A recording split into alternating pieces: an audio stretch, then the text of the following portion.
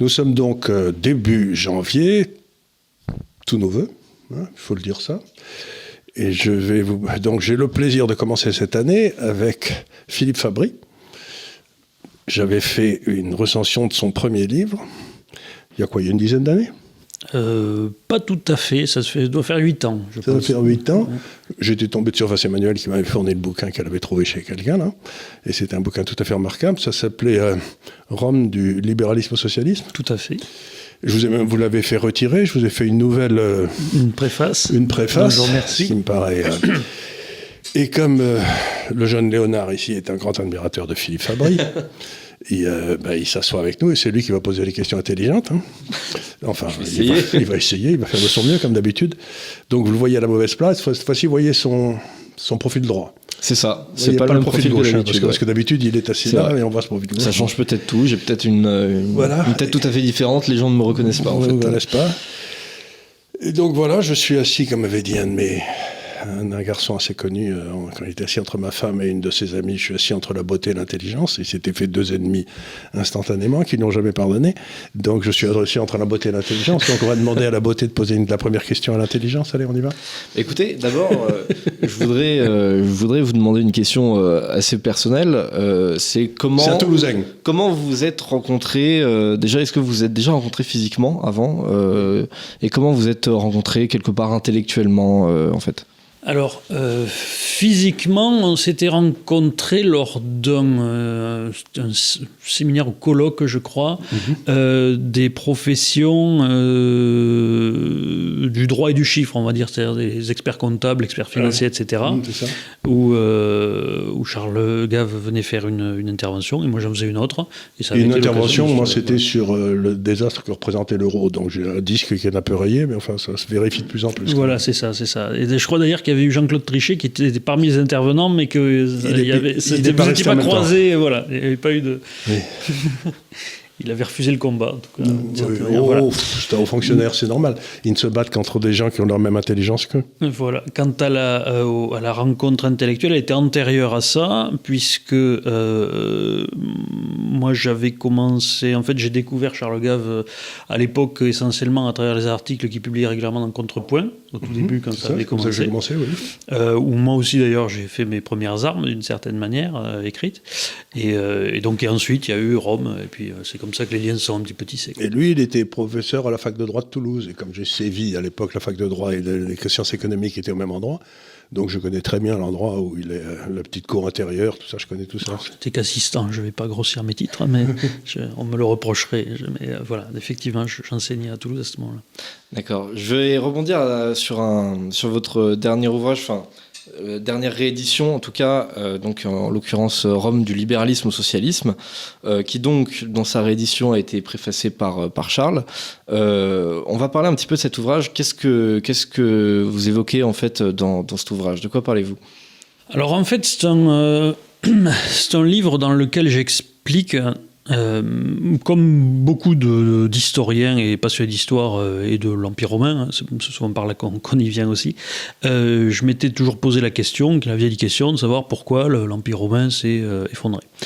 Et je me suis aperçu, quand j'ai découvert le libéralisme, qu'on observait, en tout cas dans toute l'histoire de l'Empire romain, une étatisation progressive de l'économie, etc. Et vu qu'en plus, moi, j'étais juriste, parce que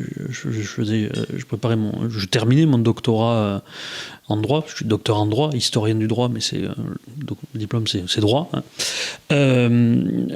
J'ai pas eu de difficulté à voir ces choses-là, et en plus, j'avais lu dans certains articles universitaires qu'il y avait des grands noms de l'histoire du droit français, notamment Jean Godemet, qui disait explicitement, on constate une étatisation de l'économie romaine jusqu'à la fin. Mais ce qui m'a intéressé surtout, c'est que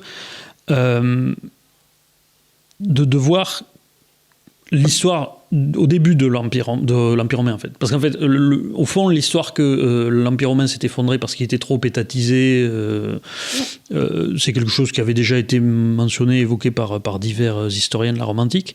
En revanche, on va généralement pas chercher la raison de pourquoi, dans un premier temps, l'Empire romain a réussi. C'est-à-dire, qu'est-ce qui a fait que la petite ville de Rome a constitué un empire, comment elle s'est attachée, tout ça.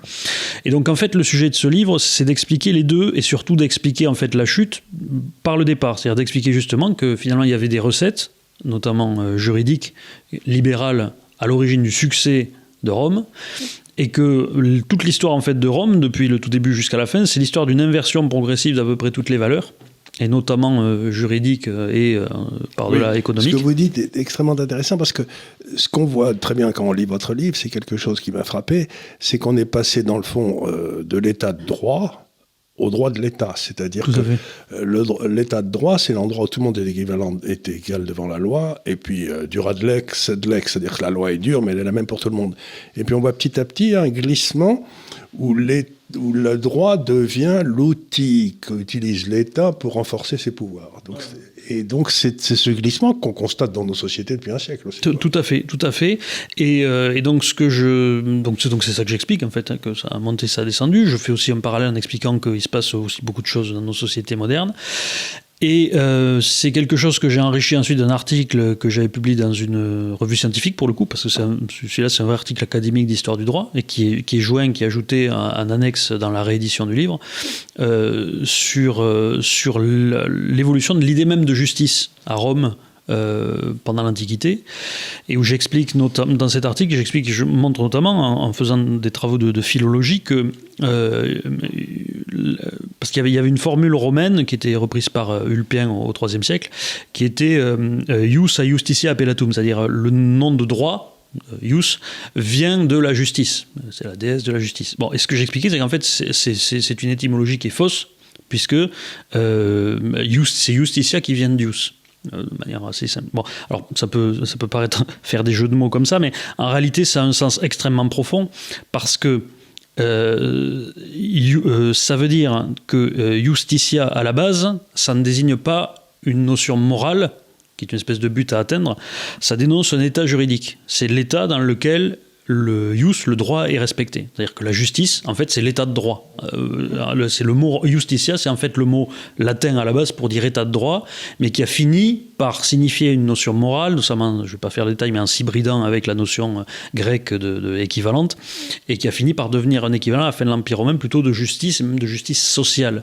Et à ce moment-là, l'inversion totale, c'est-à-dire l'idée que ce n'est pas le droit qui est premier, c'est la morale, et que le droit, quelque part, doit instaurer la justice, et pas que le respect du droit en soi est la justice, qui est une inversion totale et c'est ça qu'on a connu également. Et c'est ça qu'effectivement, qu'on connaît, c'est le processus qu'on reconnaît au temps moderne, parce que, notamment, ce qui est tout à fait fascinant, c'est qu'autant nous, en Europe continentale, notamment, nous avons hérité du droit romain tout fait, autant les anglo-saxons, eux, ont refait depuis le départ le même trajet que les Romains, puisque les Romains ont inventé le droit. Ils ont créé un empire. Tout à fait. Et les Romains ont inventé le droit, en fait, en partant de cas et en théorisant sur la base de cas, de précédents, etc. Et donc, de ce point de vue-là, le droit romain primitif, en tout cas, on va dire jusqu'à la République, jusqu'à l'époque de Cicéron, c'est très proche de ce qu'est aujourd'hui le droit anglais de common law, quoi, avec des cas et surtout une théorie qui vient habiller tout ça, et pratiquement pas de codification. Voilà.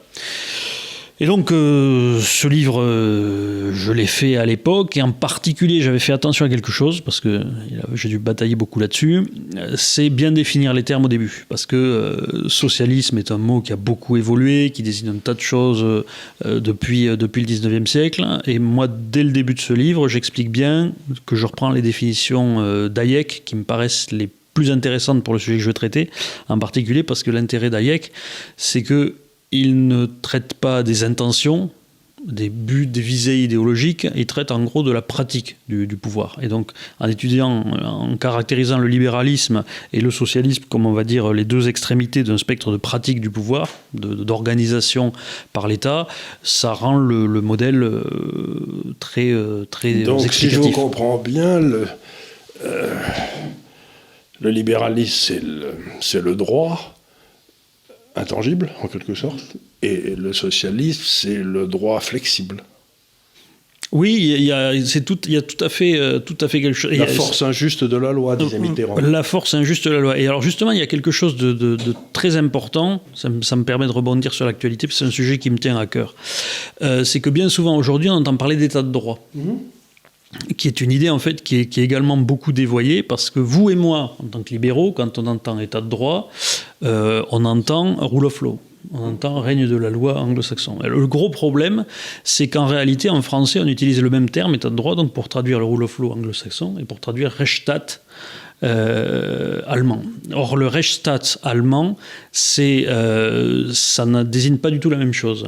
L'état de droit anglais, c'est la situation dans laquelle l'État doit toujours respecter le droit, mais où le droit est en fait supérieur à l'État. C'est une conception juste naturaliste. Alors que le Rechtsstaat, c'est une conception intégralement positiviste dans laquelle tout ce que fait l'État doit être légal. Mais c'est-à-dire que l'État peut faire n'importe quoi du moment qu'on fait une loi pour. Ce qui est en fait une conception radicalement différente. On parle de deux choses totalement opposées. Et donc le problème, moi, que j'ai, c'est que très souvent, on le voit notamment dans les élites européennes, quand elles nous expliquent qu'il faut respecter l'État de droit, qu'on se bat pour l'État de droit, moi je pose toujours la question, lequel ? Et en fait, quand Mme von der Leyen, par exemple, dit état de droit, il faut bien se rendre compte, elle dit Rechtsstaat. C'est-à-dire que l'État peut faire tout ce qu'il veut, à condition qu'il ait fait une loi à cet effet. Alors que dans le cas précédent, l'État lui-même est contraint par l'état du droit de ce moment-là. Voilà, c'est-à-dire que il y a par le juste au sens romain, c'est-à-dire notamment le respect des droits fondamentaux, les droits de John Locke, enfin ce qui fait la culture juridique occidentale. Et en fait, le Rechtsstaat, c'est une conception absolutiste du droit, typiquement, c'est-à-dire que c'est ce qui se déployait à l'époque de la monarchie absolue. Qu'est-ce que c'est que la monarchie absolue ? Moi, en général, je préfère le terme de monarchie souveraine, c'est plus parlant, mais ça veut dire la même chose. Ça vient de la formule latine, princeps legibus solutus, c'est-à-dire le prince est délié des lois, n'est pas lié par les lois. C'est-à-dire que le prince peut faire ce qu'il veut. Alors que dans la situation anglo-saxonne, il est lié par la loi. Voilà. Alors le truc, c'est que le prince donc peut changer la loi. Et d'ailleurs, il y a toute une discussion latine sur mais est-ce que le prince doit le faire ou est-ce que c'est juste qu'il peut. Mais en fait, c'est tout simplement parce que c'est un attribut de souveraineté. Le souverain peut changer la loi. L'État a une capacité législative. Le problème, c'est que quand on dit que le prince est délié des lois, c'est qu'il peut faire tout ce qu'il veut, à condition, il suffit qu'il fasse une loi pour le faire. Et ça, c'est une chose à laquelle, normalement, on a tenté de mettre des limites avec... les Anglais avaient fait l'habeas corpus, nous, on a fait la déclaration des droits de l'homme et du citoyen, etc. Mais avec le Rechtsstaat, on est encore dans cette conception-là, et c'est profondément ancré, notamment dans la science juridique allemande, puisque c'est tout le problème de la pyramide de Kelsen, etc., qui est une forme de colonisation allemande de la pensée, là aussi, de la pensée française, puisque je me souviens, en première année de droit, c'est une des premières choses qu'on nous apprend, la pyramide des normes, et on ne nous l'apprend pas comme une théorie du droit possible, on nous dit le droit, voilà comment c'est et comment ça marche. C'est-à-dire que vous avez en haut la Constitution, les traités, ensuite la loi, la coutume, etc. Et à aucun moment on ne vous dit, mais par contre il y a d'autres modèles, notamment un autre modèle, qui est que le juste est une réalité qui est observable et même dans une certaine mesure mesurable, parce que c'est ça qui est à la base de la science du droit. Le droit, c'est la science du juste. L'idée de la science juridique, c'est constater qu'il y a un certain nombre de solutions juridiques apportées à des problèmes qui apparaissent comme justes à tout le monde. Comment est-ce qu'on fait pour arriver à ces solutions-là ? Parce que le premier problème des sociétés humaines, c'est que si vous avez un juge, je veux dire, la justice, c'est comme tout, c'est un don. Il y a des gens qui font de bons juges ou de mauvais juges, parce qu'ils sont plus capables de déceler le juste ou quoi. Bon. Et tout le problème de la science juridique, c'est comment est-ce qu'on arrive à faire des bonnes solutions avec des mauvais juges. C'est-à-dire comment est-ce qu'on arrive à faire des solutions que les juges n'auront qu'à appliquer pour arriver à la bonne solution. C'est-à-dire objectiver tout simplement le droit. Créer une science du droit objectif qui dit... On a remarqué, par exemple, que tous les bons juges qui rendent des bonnes décisions, ils respectent ce principe-là. Ce principe-là, on va l'appeler propriété, on va le démembrer, etc. C'est tout ça, le travail, ce travail-là. Et donc, mais ce travail-là, il présuppose que le juste existe déjà, ce qui n'est pas sur quoi tout le monde n'est pas d'accord, hein, oui. Donc, que le juste est une chose qui existe en soi, qui ne dépend pas de la volonté de l'État ou de la loi ou d'un groupe de personnes, que le juste existe. Alors, une seconde, si le juste existe, ça nous amène automatiquement à une espèce de pensée qui dit que le juste est en dehors de nous, qu'il vient d'ailleurs, que c'est pas... Il y a une espèce de droit naturel, non ? Oui, tout à fait. C'est-à-dire qu'il ne peut pas une société socialiste ne peut pas accepter des droits qui seraient au-dessus, comme ça, qui seraient... Alors, c'est toute la difficulté. C'est un peu tout le paradoxe du XXe siècle. C'est toute la difficulté. Alors, ce qui est amusant, c'est que c'est en réalité une notion qui est tellement fondamentale pour tout juriste qui est honnête avec lui-même et qui se respecte, que Hans Kelsen lui-même avait été obligé pour légitimer son système, d'essayer d'imaginer une hypothétique, il appelait ça la Grundnorm, c'est-à-dire la norme fondamentale. En fait, il retombait sur la chose qu'il avait essayé d'évacuer depuis le début, c'est-à-dire le droit naturel. Mais oui, tout à fait, c'est l'idée que le juste dépend de la nature humaine elle-même. Et inclus c'est-à-dire que la nature humaine a besoin du juste. A besoin du juste. Et alors, ce que je trouve extrêmement intéressant, moi, c'est que les Romains, eux, ils ont notamment découpé le concept de propriété. La propriété, c'est simple. Dedans, il y a l'usus, le fructus, l'abusus. L'usus, c'est le droit d'utiliser les choses. Le fructus, c'est le droit d'en percevoir les fruits. L'abusus, c'est le droit d'en disposer, s'en séparer, le détruire, etc. Et ce qui est extrêmement intéressant, c'est qu'en revanche, c'est presque un axiome chez les Romains. C'est-à-dire qu'il y a l'idée que c'est comme ça, mais c'est pas plus démontrable que ça. Mm-hmm. Et ensuite, les libertés sont pas démontrables. Et ce qui est très intéressant, c'est que si on prend un théoricien libéral moderne comme Hans Hermann Hoppe, il a une idée très intéressante, qui est, vous ne pouvez pas... à propos de la propriété de soi-même, qui est un concept qui est admis par les justes naturalistes, mais qui n'est pas démontrable. Et Hans Hermann Hoppe a une idée toute bête, mais c'est génial, c'est de dire, c'est axiomatique, on ne peut pas le réfuter, tout simplement parce que tout individu qui va essayer de venir argumenter contre la propriété de soi-même, pour le faire, sera obligé de se comporter en propriétaire de lui-même. Parce qu'il devra argumenter, utiliser son cerveau, etc. Donc ça veut dire, c'est ce qu'il appelle une contradiction performative, ça veut dire qu'à partir du moment où vous ne pouvez pas argumenter contre une chose sans utiliser cette chose, ça veut dire que vous ne pouvez pas réfuter cette chose. Donc cette chose existe. Et si on additionne, et c'est là que c'est brillant, c'est que si on additionne cet axiome du coup de la propriété de soi-même qu'il faut admettre... Qui interdit l'esclavage. Oui, alors justement, si on additionne, ou si on croise cette propriété de soi-même, qui interdit l'esclavage notamment, avec la théorie romaine de la pensée, le droit de user, etc., usus, fructus, abusus, on retombe sur les 3 libertés fondamentales de John Locke, c'est-à-dire liberté de travailler, de vendre, etc. Tout ça, c'est des idées lockéennes, en quelque sorte. Donc tout ça, c'est que finalement, le système arrive à être parfait, à être bouclé surtout. C'est-à-dire la théorie du droit comme science du juste, pour moi, c'est quelque chose qui est tout à fait bouclé. Mais beaucoup ne s'en rendent pas compte, et en tant que juriste, je sais que beaucoup de juristes même ne savent pas ça. Il y a beaucoup de juristes en plus qui sont complexés parce qu'ils ont toujours l'impression qu'ils ne font pas de la science. Alors je leur dis oui, le problème c'est qu'à force d'avoir l'impression qu'on ne fait pas de la science, on finit par plus en faire. C'est-à-dire qu'on finit par faire du droit d'opinion, j'ai envie de dire, ou des discussions dans ce genre-là. Mais alors qu'en réalité, les juristes ont une mission extrêmement noble, c'est de travailler à la technologie de découverte et de fabrication du juste. Et donc pour revenir au sujet de Rome notamment, l'idée, c'est que le droit est une technologie qui fonctionne, et de la même manière que si vous avez une bonne physique, vous avez rediffusé dans l'espace. Si vous avez une mauvaise physique, vous ne ferez rien, tout simplement. Et donc, les sociétés qui sont libérales, puisque par définition, le libéralisme, en principe, c'est le fait d'admettre la réalité du droit d'être régi par le droit. Et bien à ce moment-là, vous avez des sociétés qui sont beaucoup plus riches, beaucoup plus dynamiques, et beaucoup plus séduisantes aussi. Et c'est ça qui a permis à Rome de se développer pendant très longtemps, c'est que l'Empire de Rome était aussi recherché par une grande partie des populations à l'extérieur, parce que c'était la garantie d'un certain nombre de droits qu'en dehors de la domination romaine, elles n'avaient pas forcément.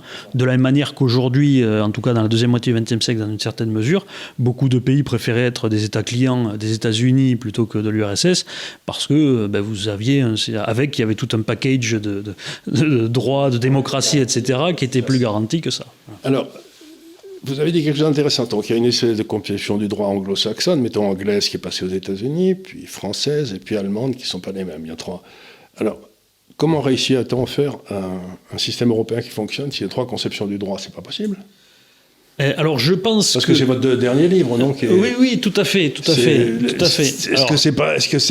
que dans le fond le problème qu'on a aujourd'hui avec l'Europe, c'est pas à la base fondamentalement un problème de conception du droit? Alors justement, et je vais en dire 2 mots. Le sujet de ce livre, le deuxième, hein. Voilà, donc la chute de l'Empire européen. C'est que, en fait, je construis un modèle qui vient d'une partie de mes autres travaux, mais que je résume et que j'essaie de vulgariser au maximum pour que ce soit très accessible. C'est comment se construisent les États-nations sur la durée. Oui. Et ce que j'explique, c'est que c'est un processus qui est long, qui prend plusieurs siècles, qui est qui commence par la domination d'un espace, on va dire, ethnogéographique par un centre de pouvoir, qui n'est pas du tout démocratique, c'est sur un système impérial. Mais si ce système impérial est suffisamment stable pendant longtemps, qui ne déborde pas de ses frontières, parce qu'en fait, il faut qu'il produise une homogénéisation de l'espace qui domine. S'il est amputé de la moitié de son territoire, il ne durera pas et donc ça ne fonctionnera pas. Si il continue à s'étendre trop, il ne peut jamais homogénéiser parce qu'il apporte tout le temps de la diversité, donc ça ne fonctionne pas. Et un continent comme l'Europe, par exemple, mais c'était le cas de la Grèce antique aussi, comme c'est un continent qui est très morcelé géographiquement, c'est très propice à l'apparition d'États stables, finalement, qu'on a vu apparaître pendant longtemps. Et donc les États ont pu vieillir en Europe, et c'est ça qui a fait... Les nations. Voilà, les nations et les États-nations, et c'est pas un hasard si le premier grand État-nation, c'est le Royaume-Uni, qui en plus est une île, donc c'est lui qui était le mieux protégé finalement de toute intervention extérieure. Et donc une fois que l'homogénéisation est suffisamment importante, c'est là que peut apparaître la démocratie parlementaire. Parce qu'il faut avoir une homogénéité, il faut qu'il y ait un sentiment de communauté, de parenté entre les gens. Sans ça, il y a des mécanismes de caste qui se maintiennent. C'est une idée intéressante. L'homogénéité crée la démocratie. Et donc si nos sociétés deviennent moins homogènes, elles ont tendance à devenir moins démocratiques? Alors c'est un problème aussi, oui, effectivement. C'est effectivement... Oui, je vais en venir. Oui, tout à fait. C'était les travaux d'un sociologue américain récemment, Robert Putnam, qui justement montrait que, en fait, avec l'intégration nouvelle de diversité dans certaines populations, il y avait nécessairement de moins en moins de confiance entre les individus et donc nécessairement de moins en moins de confiance en la démocratie. Pourtant, ce que j'ai vu aux États-Unis, c'est que les gens venaient aux États-Unis pour être américains. Donc il y avait une volonté d'être américain.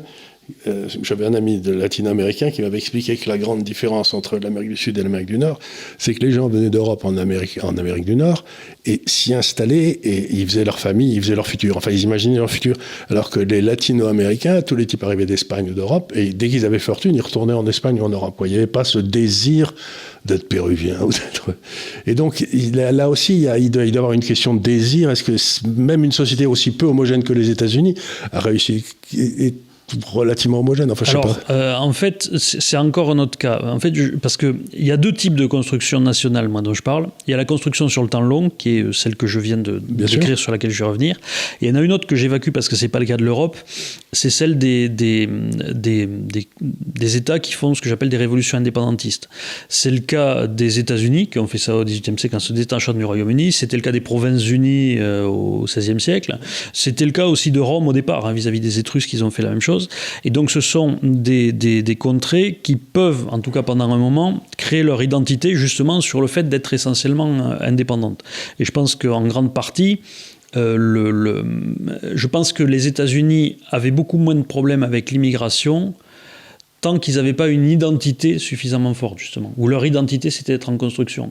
Les États-Unis sont une nation qui vieillit au sens historique, c'est-à-dire qu'elle commence à avoir un passé très solide, et que donc elle a de plus en plus des gens qui étaient là depuis le début, donc qui ont connu toute l'histoire, et des gens qui viennent d'arriver. C'est plus difficile d'intégrer des gens qui viennent d'arriver quand vous avez 200 ans d'histoire derrière, que vous avez gagné 3 guerres mondiales, etc., que quand vous venez juste d'être indépendant des Britanniques. Donc à mon avis, il y a ça qui a joué. Mais donc ça, c'est un autre modèle. Pour le modèle des nations vieilles, en tout cas, comme celle qui est en Europe, une fois que le système, la population s'est assez homogénéisée, et notamment que les élites locales se sont suffisamment hybridées avec les élites centrales, parce que c'est par là que ça se fait par le haut en fait, arrive un moment où il y a une crise, ce que j'appelle la crise impériale, et où l'État implose, et c'est le moment où il y a la révolution, et c'est la révolution, ce que j'appelle le mouvement de révolution, ça dure une 40aine d'années, qui finit par amener au pouvoir un régime représentatif de l'ensemble du corps social, à peu près. Donc en Angleterre, c'est ce qui se passe entre 1640 et 1688, entre la première et la deuxième. En France, c'est ce qui se passe entre la Révolution française et la Révolution de 1830, etc. Donc ça dure. En général, il y a 2 épisodes gros révolutionnaires, un à l'entrée, un à la sortie. Le premier est généralement assez violent, et le deuxième est généralement assez court, pas sanglant, parce qu'il s'agit juste de passer les clés. De passer les clés. Ouais. C'est comme ça que ça se passe. Et en gros, le mouvement d'homogénéisation qui amène en limite de ce mouvement de révolution, ça prend 600 ou 700 ans en partant d'une société complètement éclatée et féodale, on va dire, si on part depuis le tout début. Et tant qu'on n'est pas arrivé à ce mouvement de révolution final, le pouvoir a tendance à être de plus en plus centralisé et de plus en plus absolutiste, justement. Et donc là, on arrive à la question que vous me posiez sur la conception européenne de l'état de droit. C'est que justement, dans l'histoire de la construction européenne, pour moi, l'Europe, comme conception globale nationale, les prémices, c'est à l'époque de Charles Quint. C'est-à-dire, c'est le moment où on commence à rêver de monarchie universelle pour l'Europe. Et d'ailleurs, une chose que je souligne dans le livre, c'est que c'est pas un hasard si Charles Quint, d'éducation, est un bourguignon, en fait. C'est-à-dire qu'il a été élevé exactement de l'espace qui aujourd'hui domine le reste de l'Europe de toute façon. Oui, il faut expliquer ça aux gens. Vous prenez de Stockholm jusqu'à Milan, une ligne droite, vous mettez 100 km de chaque côté, c'est là où il y a toute l'industrie européenne. Voilà. C'est ce que... Ça a été le cœur de l'Europe. Le cœur de l'Europe, c'est là où toutes les révolutions sont venues. Et en particulier, tout ce que j'appelle l'espace rhénan, c'est-à-dire effectivement de part et d'autre du Rhin, cet espace-là qui aujourd'hui est la mégalopole européenne. Quoi. Oui, il y a une nation qui a été ratée, c'est la Savoie. Parce que si la Savoie avait pu aller du Rhône, comme ça, en remontant jusqu'à Munich, ça aurait été une belle nation. Hein. Ouais, mais c'était juste, hein, ça aurait pu. Je suis pas sûr, parce que, alors il y a tout un truc, je sais pas si je peux l'expliquer. Une des choses que je montre dans ce livre, c'est que ce qui fait la construction des États-nations, c'est que c'est toujours sur un espace global, il y a une forme de déterminisme géographique qui fait que c'est la plus grande plaine qui conquiert le tout. Là où il y a le plus grand fleuve. Voilà, c'est-à-dire que finalement, c'est la plaine brandebourgeoise qui a réussi à faire l'unité allemande. C'est la plaine de la Tamise qui a fait l'unité du Royaume-Uni. Et chez nous, il y a eu pendant un moment une tentative de concurrence entre Bordeaux, on va dire, et Paris. Mais ça s'est assez vite géré parce que le bassin parisien avait une supériorité assez nette. Ça aurait pu être Dijon. Ça aurait pu être Dijon, je suis pas sûr. Parce que c'était quand même le cœur de l'empire bourguignon. Après, à l'intérieur de l'espace, le problème de tout cet espace, justement, de la Lotharingie, c'est qu'il était à mi-chemin des 2 grandes plaines brandebourgeoises et parisiennes. Donc, tout le monde voulait se mettre sur les donc, ils se sont... Voilà. Puis en plus, de l'autre côté, il y avait les Anglais aussi, donc et puis il y avait les Autrichiens, donc tout le monde s'est tapé. Parce que les Autrichiens régnaient sur la plaine de Hongrie. Enfin, donc c'est toujours le déterminisme, c'est celui-ci. Donc c'est pour ça que ça ne s'est jamais fait et que ce sont d'abord les États-nations qui ont réussi à une autre échelle, mais le rêve européen a quand même cheminé et la monarchie universelle, ça a été à ça que Napoléon a essayé de se référer, notamment. D'une certaine manière, il y a eu aussi un rêve d'Europe qui a tenté d'être fait sous l'Allemagne d'Hitler. Hein. Il y avait une pensée européenne déjà à cette époque.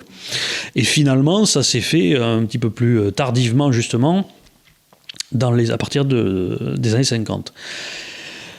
Et en fait, ce que je dis, c'est que il y a deux façons dans cette façon dont les États-nations se font. On distingue deux catégories. Il y a les États-nations qui se font, on va dire, de continuité. Là, typiquement la France, c'est-à-dire depuis le début, il y a un centre de pouvoir et puis les frontières sont relativement connues. Et puis ensuite, il y a le modèle de constitution tardive et typiquement, c'est l'Italie ou l'Allemagne, par exemple, où on a un ensemble qui a une unité déjà culturelle, mais où le pouvoir central se fait sous la forme d'une espèce de rattrapage à la fin. Par exemple, pour l'Empire allemand, ça se fait dans les années Bismarck, c'est la décennie 1860. Et ça ne s'est jamais vraiment fait pour l'Empire autrichien. Lui, il a explosé. Il n'a pas réussi à faire son unité, finalement.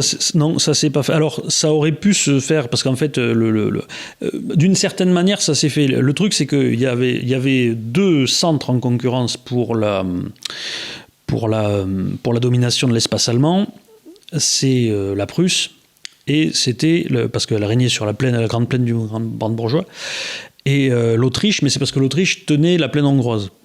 Sauf que l'Autriche avait un problème, c'est que la plaine hongroise, elle était hongroise, elle n'était pas allemande, donc déjà ça c'était premier problème. Et puis en fin de compte, une fois que l'unité allemande s'est faite dans l'Empire allemand, quelque part l'Autriche-Hongrie a toujours été à la remorque. C'était une espèce d'extension de l'Empire allemand, donc l'Autriche était là-dedans. L'important c'était l'unité allemande. Donc il y a une constitution tardive, une unité allemande, alors qu'à l'inverse, de l'autre côté, il y a l'unité italienne qui, elle, s'est faite complètement à part. Et donc ce que je dis à propos de l'Europe, je vais retomber sur mes pieds, parce que je vais un peu loin, mais c'est que, je l'explique comme ça dans le livre, donc c'est important, c'est qu'en fait l'Europe correspond à ce modèle tardif. C'est-à-dire que depuis longtemps l'idée était là, mais la Constitution ne se fait que tardivement. Et elle se fait tardivement en particulier, pourquoi ? Parce que tout d'un coup, on a été confronté, justement à cette époque des années 50, à une forme d'altérité radicale finalement, à une autre échelle. C'était d'un côté l'Empire soviétique et de l'autre l'Empire américain. Et c'est là que les Européens ont pris conscience, alors que jusqu'ici, quand ils étaient tellement riches et tellement puissants, chacun pouvait individuellement aller se bâtir des empires un petit peu à droite à gauche.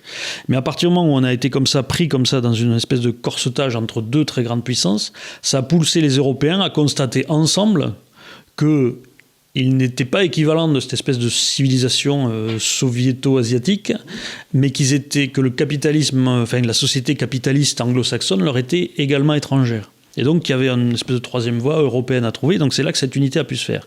Sauf que dans la phase... le modèle rhénan. Voilà. Sauf que la phase d'unité, elle ne correspond pas encore à la phase démocratique, qui elle est post-révolutionnaire, elle correspond à la phase de monarchie ou monarchie souveraine. Et donc, nous avons à l'échelle européenne aujourd'hui un système qui, je l'explique dans le bouquin, et c'est pas un décalque, mais est beaucoup plus proche institutionnellement de ce qu'était l'Empire allemand, que de ce qu'est une démocratie nationale. Vous voulez dire qu'on a maintenant une espèce d'impératrice allemande en Europe, Madame von der Leyen ?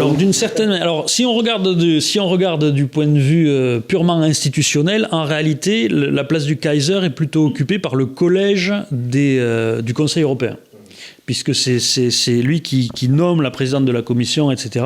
Mais effectivement, si on regarde, Madame von der Leyen est une sorte de Bismarck, effectivement, à l'échelle européenne. Et donc, on a un système européen, c'est pour ça que je parle d'empire, on a un système qui est encore impérial, c'est-à-dire qui n'est pas encore entré dans une démocratisation, qui est donc pré-démocratique et même pré-révolutionnaire. Et donc, et c'est là que je retombe sur mes pieds de base, à ce type de régime est associée une vision du droit qui, effectivement, est essentiellement met l'État au centre et donc beaucoup plus positiviste que juste naturaliste. Donc l'État peut changer le droit. Donc l'État peut changer, prétend le faire. C'est ce qu'il ne se prive pas de le faire en Europe. À Bruxelles, c'est pas ça qui les gêne. Tout à fait. Alors, c'est absolument parfait. Et comment arrive-t-on à la chute de la maison européenne, puisque vous avez... C'est ça la question après. Oui. Alors, pourquoi vous avez l'air de penser que cette tentative de création d'un empire européen va sans doute échouer. Enfin, si j'ai combien Alors, en réalité, c'est là qu'il y a une petite subtilité. C'est que le titre du livre est peut-être un peu déceptif. C'est que... Ça fait rien, s'il se vend, c'est ça bien. Voilà, c'est ce que dit notre ami là-bas, c'est qu'en fait, c'est que l'Empire allemand est tombé, l'Allemagne n'a pas disparu. C'est ça qui est intéressant. Et c'est ça que je vois. C'est que... c'est qu'en réalité... ça se passe toujours de la même manière. Dans tous les cas que j'ai expliqués de construction nationale, la fin du régime impérial et donc la révolution arrive quand trois conditions sont réunies systématiquement. Il y a une condition de long terme dont j'ai déjà parlé, c'est l'homogénéisation suffisante culturelle et politique de l'espace. C'est pas forcément une homogénéisation totale. Hein. Comme je le rappelais, en 1793 encore, il y avait 20% de la population française qui parlait français. Il y a une étude de l'abbé Grégoire qui avait été faite à l'époque. Donc la diversité de langage, à l'époque où on criait « Vive la nation » en France, il n'y avait que 20% de la population qui parlait français. Les autres, ils parlaient... Tous ceux qui parlaient français étaient à Paris, c'était tous ceux qui criaient. Donc voilà. Les autres, aucune importance. Un peu des élites locales aussi, mais c'est vrai qu'essentiellement, c'était ça. Donc, il faut ça c'est la condition de long terme, que cette homogénéisation soit faite. Vous aurez une seconde, la langue commune en Europe, ça va être l'anglais. Ça ne va pas aider, ça. Alors, c'est pas nécessairement... Alors, j'avais vérifié sur le site de l'Union européenne, je crois, ils indiquent que 40% de la population européenne parle anglais, enfin le baragouine, je pense. in English. Voilà, et je crois qu'on est kiff-kiff avec les Allemands à 25%. 25% de la population européenne parle en allemand et 25% parle français. Probablement qu'une partie se chevauche, il n'y a pas de problème. Mais ça veut dire que, en tout cas sur les 3 principales langues qui sont parlées aujourd'hui dans l'Union européenne, les 3 sont au-dessus de ce qu'était le français on a un problème, si la langue que tout le monde parle est l'anglais et que l'Angleterre ne fasse pas partie de l'Europe, on est mal barré. Là, alors je pense que s'il y a une question d'unification politique, l'anglais sera hors course. Mais en tout cas, ce qui est intéressant, c'est de voir que l'allemand comme le français sont autant parlés proportionnellement en Europe que l'était le français dans la France de 1789. Donc, parce que souvent, on aurait tendance à penser que parler de nation européenne, c'est totalement aberrant vu la différence de langue. Ouais. Non, si on admet qu'en 1789, la France était déjà une nation, on ne peut pas totalement l'exclure pour l'Europe à l'échelle européenne. C'est pour ça que les régiments à l'époque étaient locaux, c'est-à-dire il y avait le régiment de Picardie, etc., parce que les gars comme ça, ils se comprenaient. Il fallait qu'ils se comprennent, tout à fait. Si on donnait les ordres en picard ou en gascon, parce que les Égyptiens ne comprenaient rien. Donc je disais 3. Donc le premier, l'homogénéisation suffisante pour que, tout simplement, la révolution puisse prendre forme avec des partisans qui se reconnaissent et qui ont le même intérêt sur l'ensemble de l'espace. Et ensuite, il y a 2 éléments conjoncturels qui sont, la délégitimation ou la perte de légitimité du régime impérial et sa ruine financière. Il faut qu'il y ait les 2. Parce que s'il y a que la perte financière, ça arrive toujours. S'il y a que la perte de légitimité, tant qu'il y a de l'argent, ça peut tourner comme ça. S'il y a que la ruine financière, mais que le régime est encore légitime, il peut mobiliser les ressources de sa population. Il faut qu'il y ait les 2 en même temps. Et ça, c'est un truc qu'on trouve tout le temps. On le trouve à la veille de la réunion des États généraux en France. On le trouve à la fin de la Première Guerre mondiale pour l'Allemagne. On le trouve aussi, par exemple, en 1990 en Union soviétique. C'est le même problème. Donc il faut qu'il y ait les 2. Souvent, c'est une guerre perdue qui entraîne la crise de légitimité, mais pas toujours. Ça peut être, comme en URSS, une catastrophe comme Tchernobyl, par exemple, a été terrible. C'était Solzhenitsyn et Tchernobyl. Voilà, ils avaient perdu la légitimité, et puis il y a eu un désastre physique. Voilà, en général, il y a des facteurs convergents. Il y a des facteurs convergents. Et les 2 peuvent arriver simultanément ou pas. En France, c'est arrivé en décalé. C'est-à-dire que le régime, on va dire, a été délégitimé à partir de la guerre de 7 ans, pour moi, qui a été une honte nationale pour la France. On a perdu cette guerre de manière lamentable pour des histoires de cours, etc. Ce qui a provoqué une crise profonde de l'autorité de la monarchie, mais la monarchie n'est tombée qu'à partir du moment où elle a été ruinée, c'est-à-dire dans les années 1780. Il y a des pays pour lesquels tout arrive en même temps, notamment l'Allemagne à la fin de la Première Guerre mondiale. Et donc une fois que ces critères-là sont rassemblés, là la révolution peut commencer, la fête peut commencer, j'ai envie de dire. Et ça, je pense qu'en Europe, on est en train d'arriver à ce stade-là, puisque la politique, que ce soit sanitaire, énergétique, etc., prévue par l'Europe, mais notamment par les élites européennes, c'est-à-dire justement ces élites de la mégalopole européenne, sont totalement discréditées par l'évolution actuelle de la situation. Et la ruine risque de pas aller loin, de pas être très loin, puisque pendant longtemps on se disait, au bout d'un moment, on fera payer l'Allemagne si jamais il y a trop de problèmes. La question, c'est on ne sait pas si on pourra la faire payer maintenant dans la situation actuelle. Surtout qu'ils ont une démographie lamentable. Et voilà. Donc, et puis bon, ils n'ont plus de gaz, etc. Donc ça devient extrêmement compliqué. Donc je pense que, en fait, ce qui se passe tout simplement, c'est qu'à chaque fois, du coup, le pouvoir est obligé, c'est ça qui entraîne la révolution, est obligé d'aller chercher des ressources.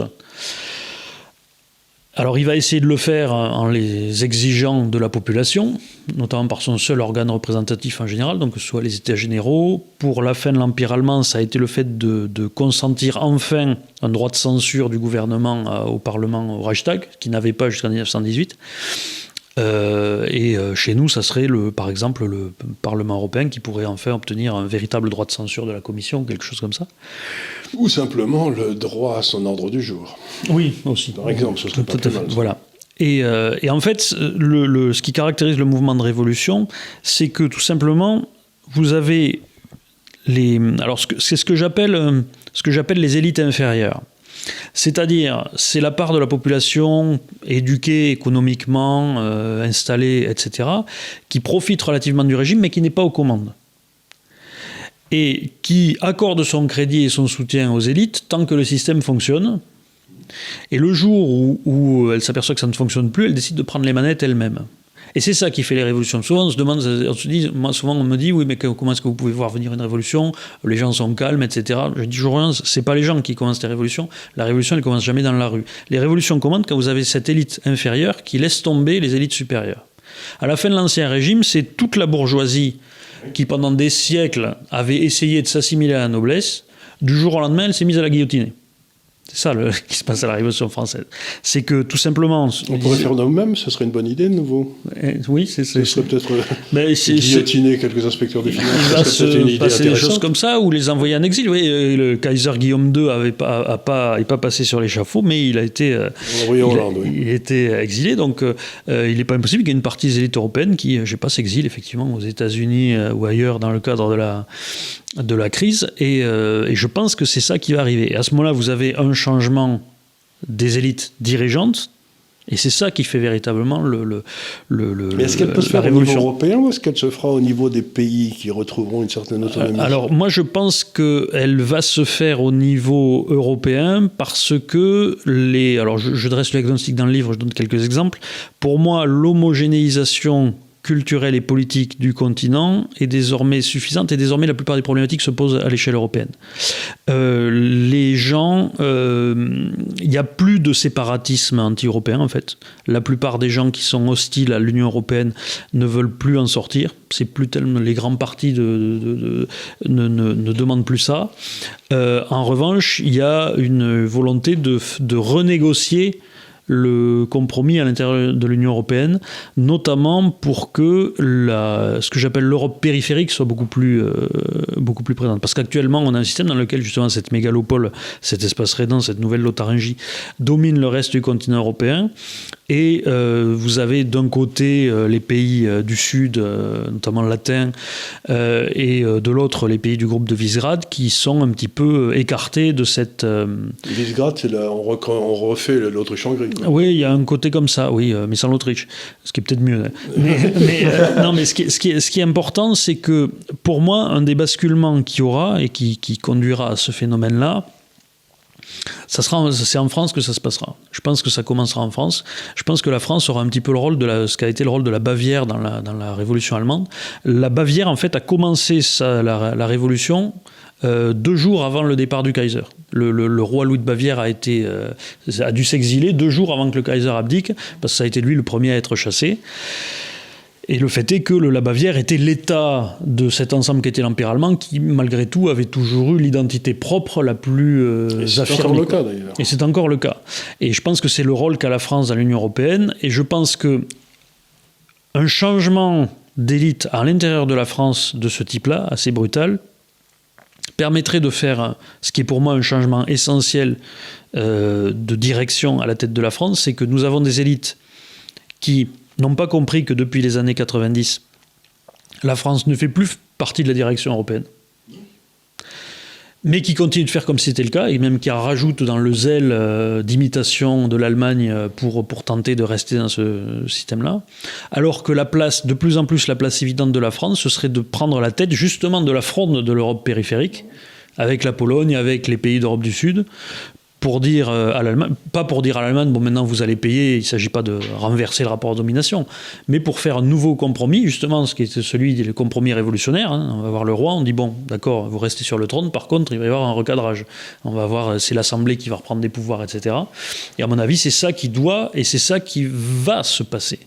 Mais je pense que la priorité, c'est vraiment le changement des élites en France, parce que je ne vois pas le mouvement partir dans notre pays. Je ne vois pas la Pologne être capable de lancer ce mouvement-là. Elle est trop marginalisée, notamment à cause de la France, parce que comme la France prend toujours plus ou moins le parti de l'Allemagne contre la Pologne, ce qui est une idiotie totale. Et puis, oui, comme on veut toujours se faire bien voir, on oublie qu'on est un pays très endetté, où on ne travaille pas assez, etc. Mais on prend toujours le parti des Allemands contre les autres pour essayer de désigner des gens qui sont plus mauvais élèves que nous, en fait. Et c'est la mauvaise attitude, en fait. Il faut prendre la tête de ces gens-là, rappeler que ce ne sont pas forcément des mauvais élèves, déjà, que ça peut être aussi simplement d'autres manières de faire les choses. et que c'est une manière qui doit avoir sa voix au savez, chapitre. Nous, on a fait des travaux ici qui pourraient vous intéresser un jour, il faudra que vous les regardiez. Mais on a essayé vous savez, dans les pays, vous avez deux choses à l'intérieur d'un pays. Vous avez le revenu individuel, comment il est réparti, est-ce qu'il est égalitaire, est-ce qu'il est inégalitaire, et vous avez la liberté individuelle. Et aux États-Unis, ils publient les grandes universités publient des indices de liberté par pays et des indices de dispersion de la richesse par pays, qui sont complètement différents. Donc on a essayé de faire des travaux, et on s'est rendu compte que si vous aviez un certain nombre de pays qui étaient à la fois très égaux et très riches, c'est-à-dire toute l'Europe du Nord, en particulier le Danemark, la Suède, etc., et une partie d'Allemagne. Vous aviez des pays qui étaient très libres et pas très égaux, du style de l'Angleterre ou des États-Unis, et des pays qui étaient ni très libres, mais complètement pas égaux aussi, c'était toute l'Europe du Sud.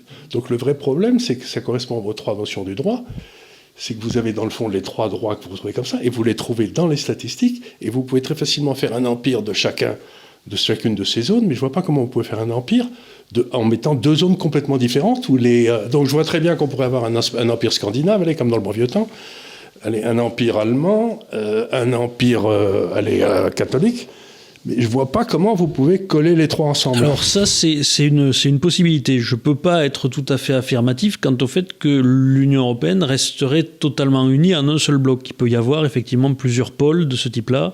Voilà, parce que moi, quand l'Union soviétique est tombée, j'étais stupéfait de voir réapparaître en 5 minutes tout l'empire suédois. C'est-à-dire que vous avez toute la Lettonie, la Lituanie étaient là. Ils se sont rapprochés de la Suède, mais à une allure extraordinaire. Donc vous avez ces vieilles pesanteurs historiques, et que vous retrouvez, si vous voulez, vous retrouvez Visegrad, c'est quelque part l'ancienne Autriche-Hongrie, quoi. Et donc vous voyez ces espèces de machins historiques qui remontent à la surface comme des bulles. Et je pense très honnêtement que dans le cadre du mouvement tel que je l'envisage, justement, de ce mouvement révolutionnaire à l'échelle européenne, la différence avec un pays comme l'Allemagne ou la France jadis, et je pense qu'il y aura une intervention assez forte des États-Unis qui essaieront d'aiguiller ça dans le sens qui les intéressera le plus. Ou de la Russie. Et aussi. Mais in fine, les États-Unis en particulier, ce qu'ils ne veulent surtout, ne voudraient pas de voir apparaître cette nation européenne unifiée, justement, qui correspond à... Je crois qu'ils ont une peur bleue de l'Allemagne. Parce que pour eux, ce serait trop dangereux. Donc je pense qu'ils essaieraient plutôt de faire comme ça une espèce d'équilibre entre des c'est ensembles... C'est difficile de faire des conceptions. Je crois que pour les États-Unis, dans le fond, c'est... le but, c'est que quand vous regardez, ils ont toujours eu très très peur de l'Allemagne. Et ils ont toujours peur, au-dessus de tout, que l'Allemagne ne s'allie avec la Russie. Ah oui, ça leur fout les boules de façon extraordinaire. C'est pour ça qu'ils sont en train de faire tout ce qu'ils font en ce moment. Donc pour moi, j'ai peur que l'Allemagne se dise, bon, l'Europe c'est foutu. Bon, on a bien aimé pendant que ça durait, mais c'est foutu, donc on va essayer de se rapprocher de la Russie. Et c'est ça qui me fait... Pour moi, c'est une des choses qui me semble un des dangers actuels. Alors, en plus, en tant que Français, ouais. Le truc, c'est que je ne suis pas sûr que l'Allemagne ait envie de se dire l'Europe, c'est foutu. Pour moi, ce qu'a essayé de faire l'Allemagne depuis 30 ans, c'est justement d'utiliser la Russie, parce que le rapprochement, il existe depuis Schröder, au moins. Voilà. Ou Willy Brandt. Et d'utiliser justement cette profondeur, on va dire, stratégique de la Russie pour affermir sa domination sur l'ensemble de l'Europe. Pour moi, c'est ça le gros problème. Et je fais souvent c'est une chose que j'explique souvent, parce que c'est vrai qu'on dit que les Américains ont une peur bleue de voir l'Allemagne et la Russie s'unir, ça c'est très très vrai. Mais ce que je dis toujours, moi, c'est que la France devrait avoir très peur de ça aussi. Mais évidemment. Parce que chaque fois que c'est arrivé, ça a été une catastrophe pour nous. C'est nous qui l'avons fait. C'est surtout la France qui devrait avoir la trouille. C'est pourquoi je ne comprends pas ça, que je ne comprends pas très bien cette espèce de suivisme allemand qu'on a dans nos élites. Ça prouve qu'ils n'ont pas fait d'études historiques, quoi. Par exemple, quand j'ai vu Madame von der Leyen, ou non, le Premier ministre allemand actuel, dire qu'il allait mettre 100 milliards d'euros pour réarmer l'armée allemande, et que tout le monde poussait des cris de bonheur en Europe, je me suis dit, mais ils sont tous un peu cinglés, quoi. Réarmer l'Allemagne, ça me paraît pas une idée particulièrement intelligente, quoi. Tout à fait. Alors moi, c'est quelque chose qui m'a jamais beaucoup inquiété, parce que... ils ont plus la classe pour le faire. Voilà, puis les Allemands n'ont jamais fait des étincelles militairement. Le seul moment où ils l'ont fait, ça a duré 70 ans, et c'est parce qu'ils avaient des Prussiens. Oui. Or, les Prussiens, on les a plus ou moins éliminés. L'État de Prusse a été... les Junkers ont disparu. Parce que c'est très intéressant, ça, d'ailleurs. L'Allemagne, c'est que... c'est plus la même Allemagne. L'Allemagne de 1870 à 1945, c'était la Prusse qui avait fait l'unité de l'Allemagne en réunissant tout cet espace de boutiquiers d'Allemagne de l'Ouest et les avait mis en randonnion. Et c'était les chevaliers teutoniques. Et les avait fait marcher au pas. Voilà. C'était les chevaliers teutoniques. Les chevaliers teutoniques, c'était pas des tendres. Voilà. C'était parce qu'en fait c'était tous ceux qui voulaient se battre en Allemagne, ils étaient partis là-bas, donc ça avait concentré effectivement tous ces gens-là. Et alors que l'Allemagne qu'on a aujourd'hui, c'est un petit peu l'inverse. C'est tout cet espace justement de l'Allemagne, c'est plutôt des arts et de l'économie, qui a jamais fait des étincelles militairement, qui a réannexé ce qui était l'ancien espace prussien, mais complètement dévitalisé, quoi. Surtout qu'on a piqué tout le nord, enfin la Prusse tout en haut, là on l'a piqué. C'est ça, oui. Les Russes l'ont piqué. C'est ça. Donc, non mais c'est... Bon, écoutez, le temps passe, là on dit des bêtises, mais c'est pas grave, c'est intéressant. Alors... pour vous, l'évolution de l'Europe, c'est qu'il va y avoir une espèce de tentative de remplacement de cette élite européenne qui, dans le fond, n'a aucune légitimité, il faut bien dire les choses telles qu'elles sont, par quelque chose qui aura un peu plus de légitimité. Je pense, oui. Je pense parce que c'est ce qui se passe toujours. En particulier, ce qui caractérise les révolutions, c'est qu'elles ont tendance à évacuer toute la partie des élites, pas la totalité des élites, mais toute la partie des élites qui est là uniquement par ce que j'appelle sédimentation, c'est-à-dire qu'elle est là parce qu'elle est là, mais qui n'a plus... Voilà, qu'elle a toujours été là, et de temps en temps, il faut la purger. Vous voyez pas qu'il y a un peu de sédimentation dans l'administration française, par exemple ? Tout à fait, évidemment. Mais ce qui est assez amusant, c'est qu'en fait, à l'échelle européenne, on souffre beaucoup des mêmes problèmes qui sont les problèmes du régime français aussi, puisque le régime français aussi ne correspond pas aux standards démocratiques européens. Non, c'est moi qu'on puisse dire. Mais d'ailleurs, une partie il faut être tout à fait honnête, une partie des problèmes des institutions européennes viennent justement de nous, d'ailleurs, puisque c'est notre 5e République qui a été responsable pour ce qui est de la France, de la construction européenne, et qui a refusé tout un tas d'évolutions démocratiques que voulaient les autres pays, parce qu'eux, ils sont habitués à faire ça chez eux. Je pense au contrôle du Parlement sur la Commission, etc. Et que nous avons refusé pour des raisons de probablement souverainisme mal placé, parce qu'en réalité, ça ne défendait pas la souveraineté de la France. Qu'on a abandonné par ailleurs dans beaucoup de domaines. Qu'on a abandonné dans beaucoup de domaines. Il y avait surtout la peur, en fait, je pense que c'est ça. Il y a toujours eu la peur de voir gonfler le pouvoir du Parlement européen, parce que ça signifie une baisse du pouvoir du Conseil européen, et c'est au Conseil européen que s'exprime le pouvoir du président de la République. Et donc, il y avait l'idée qu'abaisser le Conseil européen, c'était abaisser la présidence française, et comme tout ce qui est important chez nous, c'est la monarchie républicaine, eh bien, on a refusé un certain nombre de réformes qui auraient été bonnes en Europe et qui auraient été dans le sens d'une démocratie. Donc, si je vous comprends bien, en Europe, on devrait évoluer vers un système où il y aurait un Parlement représentatif, mettons, des peuples, et un Sénat représentatif des États, et où il y aurait un nombre limité, de façon à donner un pouvoir important aux États, même je pense un petit peu un système tout à fait, un système à l'américaine. Je pense que donc où il y aurait bicaméralisme, qui représenterait le nombre de gens, et l'autre qui représenterait les pouvoirs. Tout à fait, parce qu'on ne peut pas faire un État vraiment démocratique, représentatif en tout cas, et monocaméral à l'échelle d'un État comme ça. Les États démocratiques monocamérales sont des petits États qui ont en général moins de 10 millions d'habitants. Oui. Je crois que c'est le Danemark, la Suède, la Nouvelle-Zélande maintenant.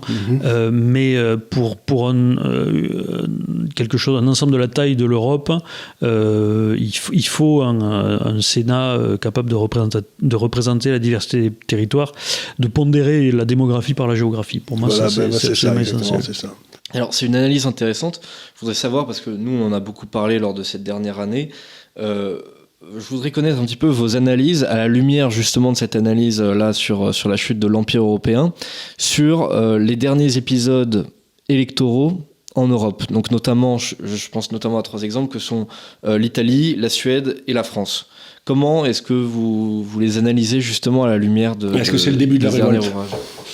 Alors, je pense que ça doit être le cas, oui. Alors, en Italie, on va commencer par l'Italie. L'Italie, c'est intéressant d'abord parce que, encore une fois, il n'y a pas de ce que je disais tout à l'heure, c'est un vote qui est très protestataire à l'égard de la politique de l'Union européenne, mais qui n'est pas sécessionniste. Il n'y a pas de volonté absolument de quitter.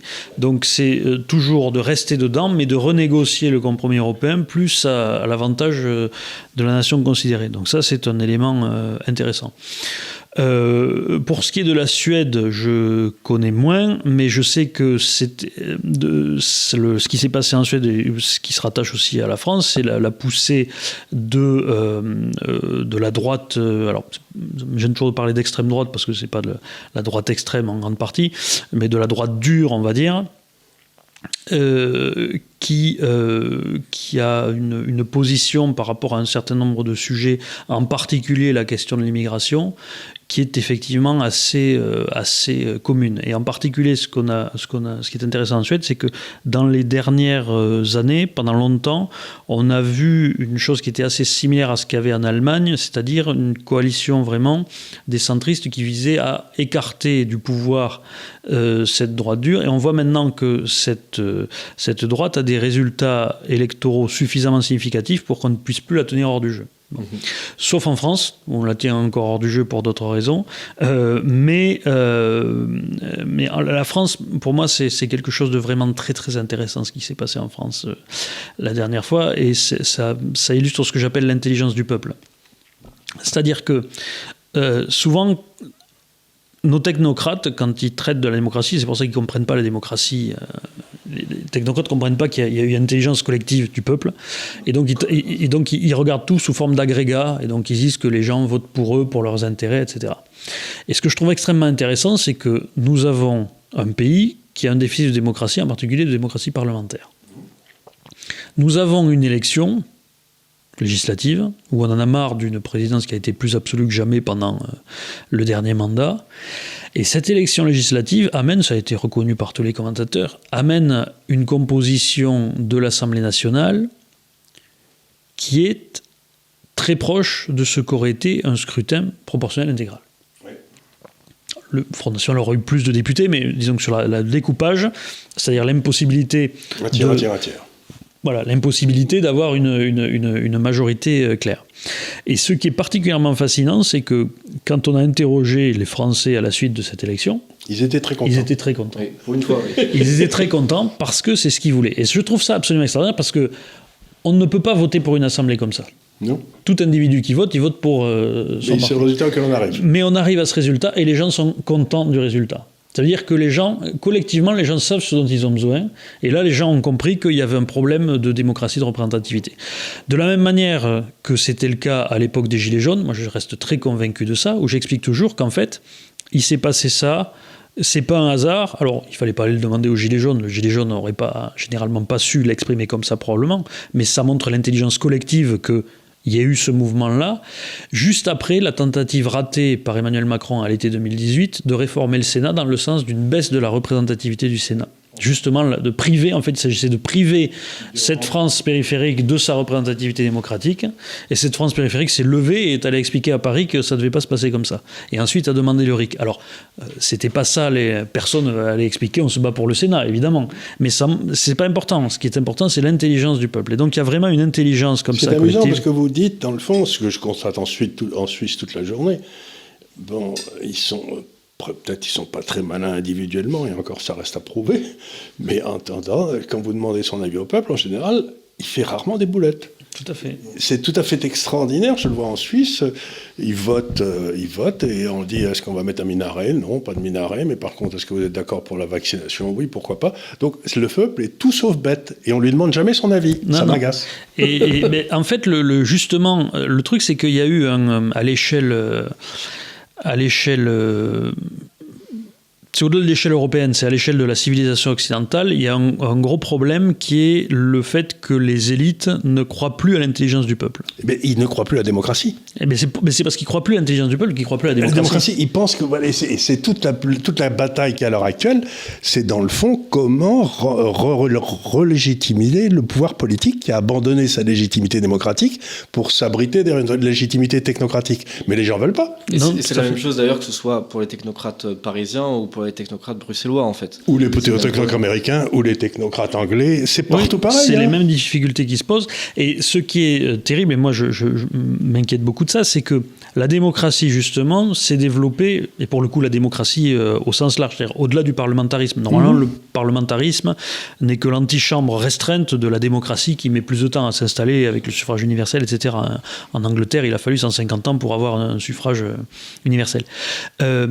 C'est que c'est la croyance que, justement, il y a en cette intelligence du peuple que toutes les libertés démocratiques sont bâties. Et je ne parle pas juste du droit de vote, mais la liberté de la presse, la liberté d'expression, a pour préalable l'idée de l'intelligence du peuple. Les gens seront capables de décider. Les gens si seront vous leur capables parlez, ils comprendront. Voilà. Si on estime que les gens, oui, ils comprendront, mais il faut quand même censurer ceci et cela, parce que ça, ils ne comprendront pas. La censure, on sait comment ça commence, et puis ensuite... Voilà. Mais surtout, c'est que ça veut dire que votre préalable, votre sous-jacent, votre arrière-pensée à la base, c'est que vous ne croyez pas à l'intelligence du peuple. Et c'est ça que je trouve très dangereux, c'est que de plus en plus, nous avons des élites qui ne croient pas à l'intelligence du peuple et qui l'explicitent. Puisque à partir du moment où on commence à dire oui, mais il faut censurer, typiquement la désinformation. La désinformation sur les réseaux sociaux. De plus en plus, on parle effectivement, il faut censurer parce que sinon, ça se répand, les gens ne vont plus dans les médias, ils vont sur les réseaux sociaux s'informer. Mais le fait est justement que ce n'est pas en censurant que vous allez rendre la crédibilité aux médias. J'ai eu l'occasion de m'en expliquer avec certaines personnalités médias. J'aurais dit, c'est justement parce que vous censurez et que vous renvoyez les gens aux médias que les gens ne font plus confiance aux médias, puisqu'ils disent, pour qu'on les lise, il faut qu'on nous censure ailleurs.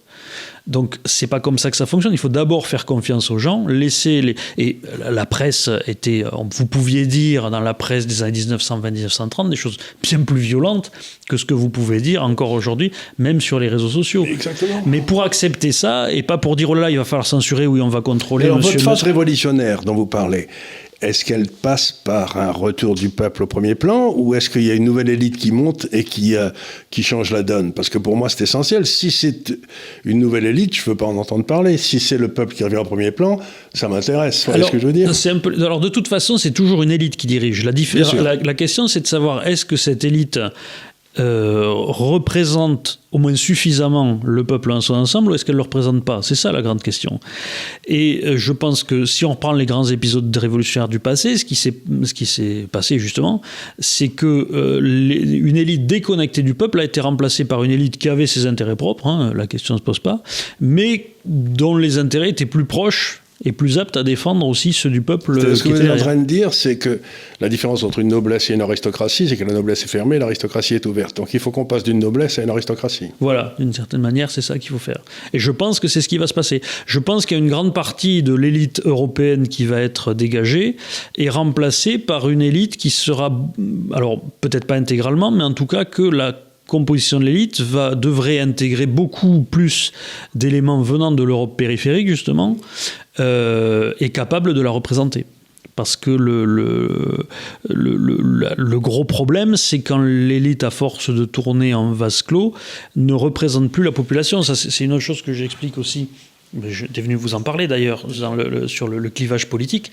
C'est que le problème, c'est qu'en temps normal, quand un clivage politique fonctionne correctement, le peuple trouve toujours des gens parmi les élites pour le représenter. Oui. C'est-à-dire que il y a Jaurès. Voilà, il y a des élites qui sont proches du peuple et qui sont la voix du peuple. Et qui parfois en sont sortis. Voilà, tout à fait. Et là, nous vivons dans une phase, et c'est visible en France, c'est visible à l'échelle européenne, effectivement, où les élites sont très élitocentrées, justement, et où tous les membres des élites ont tendance à essayer... En fait, c'est un phénomène de cour, tout simplement. Toutes les élites ont tendance à venir à la cour. Si toutes les élites viennent à la cour, parce que l'important en tant qu'élite, c'est d'aller briller à la cour, elles ne sont plus du tout en contact avec le peuple. Elles rompent le contact avec le peuple. Elles rompent le contact avec le peuple. Le peuple ne les reconnaît plus. Mais du coup, ça donne quoi ? Ça crée un espace, et vous avez une autre élite, parce que la nature a horreur de vide. Mm-hmm. Et si le peuple n'a plus, si les élites se concentrent à la cour, il crée des élites alternatives. Et ce qui caractérise les moments de révolution en Hollande, c'est que vous avez une partie de ces élites alternatives qui arrivent au pouvoir. Vous m'avez montré aujourd'hui, d'ailleurs, cette carte extraordinaire des résidences secondaires en France. Oui, tout à fait. Où c'est carrément Bordeaux-les stations balnéaires, la Côte d'Azur, un petit peu là-bas le sud-est du côté de Perpignan, et puis ensuite toutes les stations balnéaires jusqu'à la Bretagne, et puis voilà. Donc on se rend compte que toutes les résidences secondaires sont maintenant Il n'y a plus personne qui a une résidence secondaire au centre de la France. Mais autrefois, les élites, elles vivaient avec le peuple au centre de la France. Elles avaient leur château au milieu, si je veux dire. Tout à fait. Et donc, on a maintenant des élites. Ceux qui ont des résidences secondaires, on peut penser que c'est les élites. Donc, ils sont tous au bord. Et il n'y a plus personne au milieu. Il n'y a plus personne au milieu. Et c'est une chose très intéressante. Qui va représenter ces gens-là ? C'est que, justement, c'est pour ça qu'il y a maintenant des attaques sur les résidences secondaires. On entend beaucoup. Alors, on dit que c'est à cause des tensions sur le logement, et c'est vrai. Mais encore une fois, intelligence du peuple... Clermont-Ferrand, hein. Oui, non, pas Clermont-Ferrand. Mais justement, encore une fois, intelligence du peuple, il faut voir quel sens là derrière. Et pour moi, le sens est assez clair. Avant, justement, c'est ce que vous disiez, la résidence secondaire des élites, des notables dans les villes, c'était la trace de leur origine géographique. Et c'était le lieu de leur attachement encore avec ce qui étaient leurs racines, qui étaient de gens qui souvent étaient montés à la ville, je sais pas, des fils de propriétaires, de paysans aisés qui étaient devenus avocats en ville ou des choses comme ça. Alors qu'aujourd'hui, essentiellement, la résidence secondaire, c'est celle d'un membre des élites urbaines qui a fait de l'argent et qui va ensuite s'acheter une belle maison en bord de mer, etc. C'est pour ça qu'on ne le trouve tous que essentiellement sur les littoraux et pas effectivement et dans les stations. À côté de Clermont-Ferrand. Voilà. Et donc, désormais, l'image de la résidence secondaire, ce n'est plus celle du lien maintenu de l'élite urbaine avec son terroir d'origine, mais de la colonisation du terroir par les élites urbaines qui viennent. Et donc ça crée une animosité absolument terrible. Bien, ben écoutez, on a quand même couvert beaucoup de terrain. Là. Il faut pas ça fait une petite heure qu'on est là, qu'on parle. La seule chose que je peux vous dire, c'est revenez quand vous voulez. Hein. Avec grand plaisir. Ah oui, bien sûr. Un grand merci d'être venu. Un grand merci à nos auditeurs de nous avoir écoutés jusque-là, s'ils l'ont fait. Achetez ces bouquins parce que c'est vraiment très bien. Achetez ces bouquins, il en a écrit plein. Rien que cette année, vous en avez édité combien encore ? Parce que là, donc, il y a la chute de l'Empire européen, il y a la réédition de Rome du libéralisme au socialisme. Il y avait le président absolu qui était paru en début d'année. Il y a eu d'autres rééditions aussi, je ne sais plus. Oui, j'avais réédité l'Atlas des guerres à venir, l'histoire du siècle à venir. Ils sont tous assez facilement trouvables.